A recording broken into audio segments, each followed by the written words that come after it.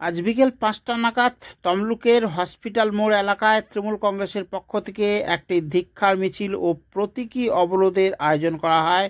মূলত চাকরিহারা শিক্ষকদের অনশন মঞ্চে হামলা করার অভিযোগে এই ধিক্ষার মিছিলের আয়োজন করা হয় বলে জানা গিয়েছে।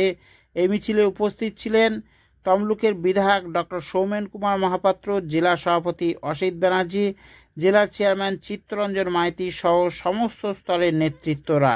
এই ধিক্ষার মিছিল সম্পর্কে তমলুকের বিধায়ক কি বললেন শুনুন।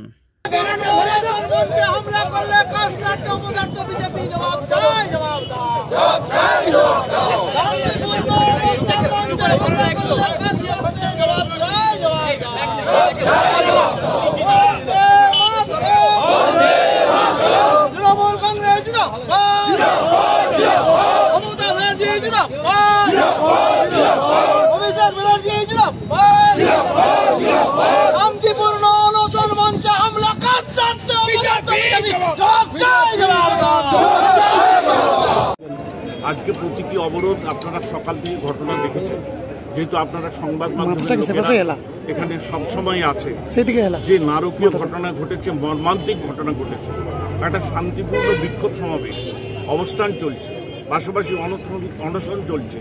এখানে যিনি প্রার্থী হয়েছে তিনি সেই মিছিলে আছে, বিরোধী দলনেতাও মিছিলে আছে।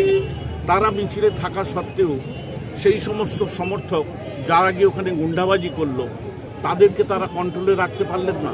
এটা তো দায়িত্বশীল নেতা হিসেবে আমরা মনে করি আমাদের কাছে বড় বেদনাদায়ক। আমরা সেই শিক্ষক, চাকরিহারা শিক্ষক যাদের সমর্থনে সমস্ত শিক্ষকগুলো তমলুকের মাটিতে আন্দোলন করছেন, তাদের সঙ্গে আছি। প্রথম দিন থেকে আমরা ছিলাম, 28 এপ্রিল থেকে আজকেও তাদের সঙ্গে আছি। তাদের আন্দোলন যেভাবে যে গতিতে নিয়ে যাবে আমরা তাদের সঙ্গে থেকে সমবেত হয়ে থাকবো আমরা।